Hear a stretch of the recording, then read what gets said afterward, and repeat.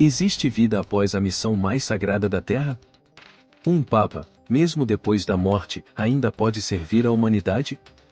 Esses questionamentos ganharam um novo contorno após a divulgação de uma suposta carta psicografada assinada por ninguém menos que o espírito de João Paulo II.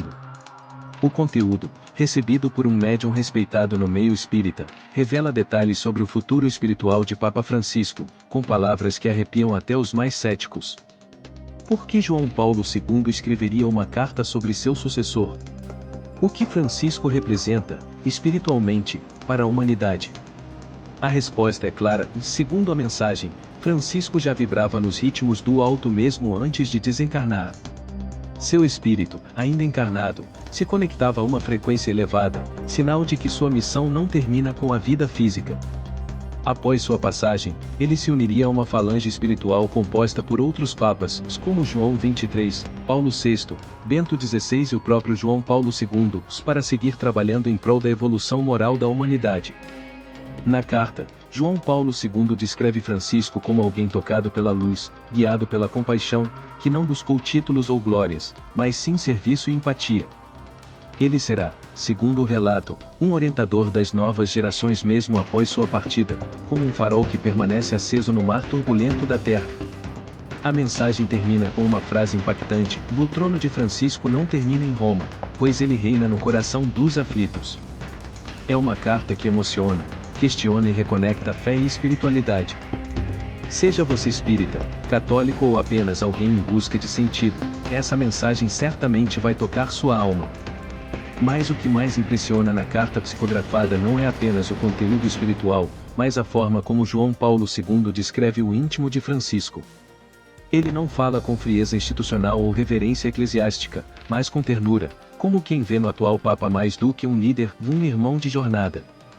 Diz que o conheceu antes mesmo de seu pontificado, quando suas vibrações já brilhavam como centelhas douradas no plano astral, mesmo com o corpo ainda mergulhado nas lutas da carne.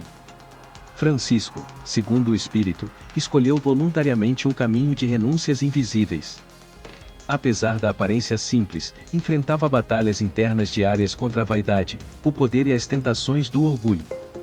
João Paulo II revela que, no plano espiritual, essas vitórias silenciosas brilham mais que qualquer catedral erguida na terra.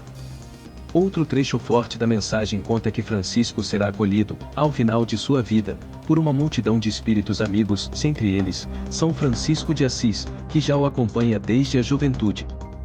Eles o levarão a uma colônia espiritual voltada à regeneração dos povos, onde ele atuará junto a outros líderes espirituais em missões de paz, educação moral e reconciliação entre nações. Esse relato, real ou não, nos convida a uma reflexão profunda: e quem são os verdadeiros gigantes espirituais de nosso tempo? Talvez, como a carta sugere, estejam entre nós, vestidos de simplicidade e movidos por uma fé que transcende religiões. A carta termina, mas não silencia. Como se cada linha ainda ecoasse no ambiente, deixando um rastro de emoção e reverência.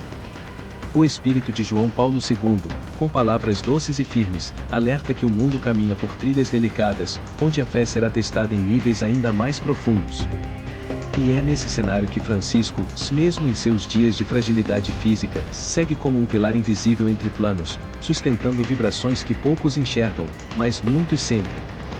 O mais tocante, talvez, seja a passagem em que João Paulo II diz que o atual Papa não foi escolhido apenas pelos cardeais, mas também por consciências superiores.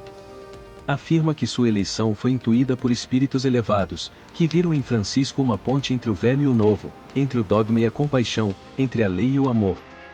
Uma missão quase impossível, mas necessária para a transição planetária em curso. O espírito não omite as dores do caminho.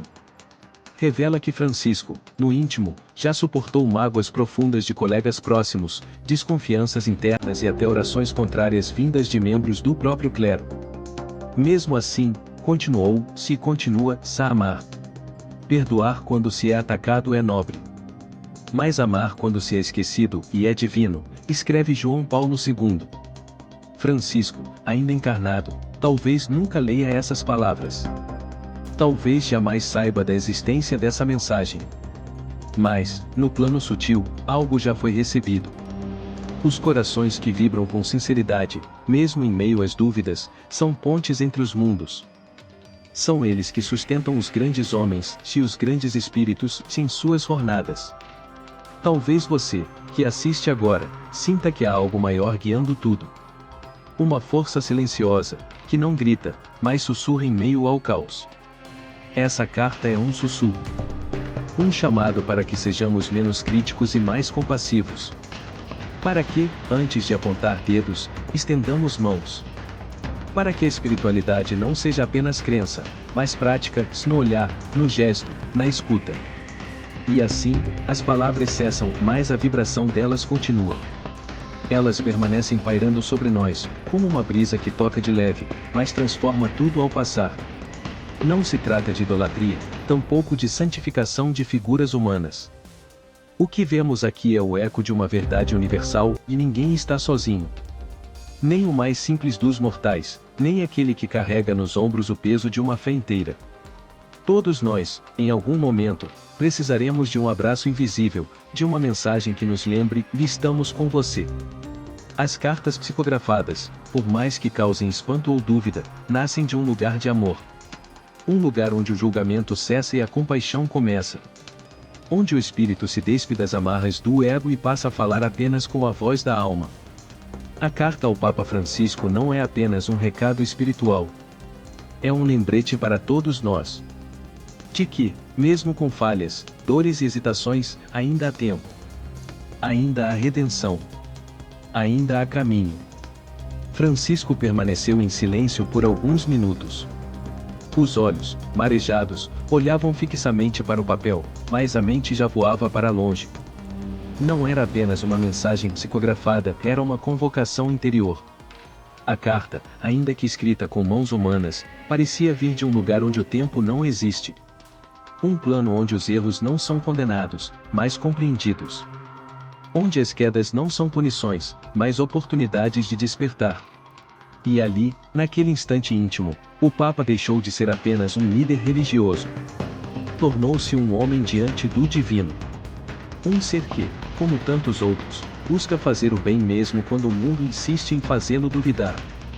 Francisco, lembra-te de quando disseste que a igreja devia ser um hospital de campanha, dizia um trecho da carta.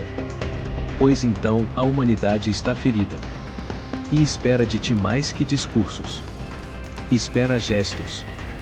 Esse chamado espiritual, mesmo que jamais divulgado ao mundo, ressoaria em suas futuras decisões. Não seria surpresa se, nos meses seguintes, ele demonstrasse ainda mais compaixão, mais abertura ao diálogo, mais coragem diante das críticas internas. Talvez, sem saber, o mundo estivesse assistindo aos efeitos de uma carta que não saiu na imprensa, mas que reverberava forte no invisível. E, para aqueles que acreditam, fica a certeza, os mensageiros do alto continuam trabalhando. Discretos, silenciosos, mas profundamente presentes. E se essa mensagem tocou o seu coração de alguma forma, talvez ela fosse mesmo destinada a você. Não como um acaso, mas como parte de um propósito maior, silencioso, misterioso e absolutamente real. Porque quando o céu escreve, ele não usa canetas. Ele usa o amor.